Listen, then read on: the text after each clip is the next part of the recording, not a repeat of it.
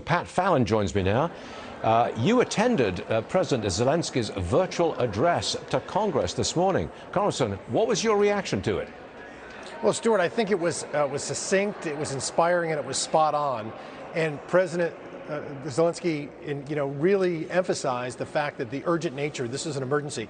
His people's destiny and his own country's destiny is being determined right now.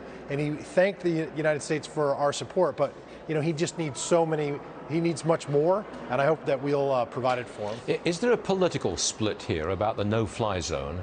I suspect that Republicans generally would favor imposing a no-fly zone, and I suspect that generally Democrats don't want it because of the risk of World War III. What do you think?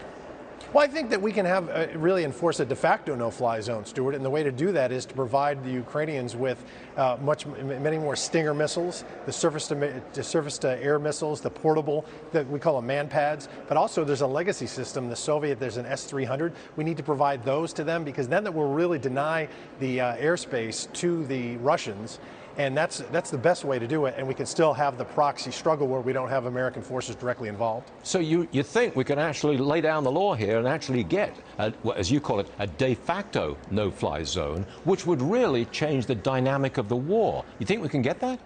I hope so, because we need bold leadership. I mean, President Zelensky right now is the symbol of freedom and democracy for the world, and that used to be the stars and stripes in the United States of America. Sure. So I hope that Mr. Biden will act boldly and bravely. You've heard about this switchblade drone, the kamikaze drone, that you can hit a target 50 miles away and have this thing hover over the top of it for 30, 40 minutes. The New York Times says that may be going to Ukraine. Yeah, well, I think we should provide them with as much asymmetrical war material as possible. More Stingers, more harpoons, more javelins, sniper rifles, light machine guns, anti-tank mines, RPGs, and drone killers as well. I'm fully in favor of it and have been for months. You've no worries about World War III? No, this is a proxy struggle right now. As long as and you know what? The President of the United States should be deterring Vladimir Putin. We should not be allowing Vladimir Putin to deter the President of the United States and the United States of America for that matter. What constitutes winning in Ukraine?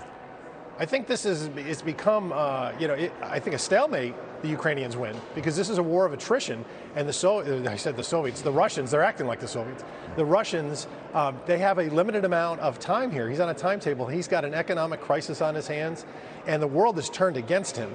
So world opinion, if we can just have the Ukrainians stave him off, I think that he's going to have some kind of a face-saving peace, and then he'll have to leave. You sound optimistic, Congressman.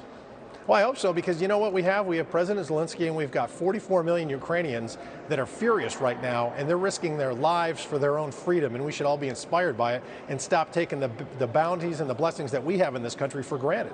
Congressman Pat Fallon, Republican, Texas, thanks very much for being with us, sir. We appreciate it.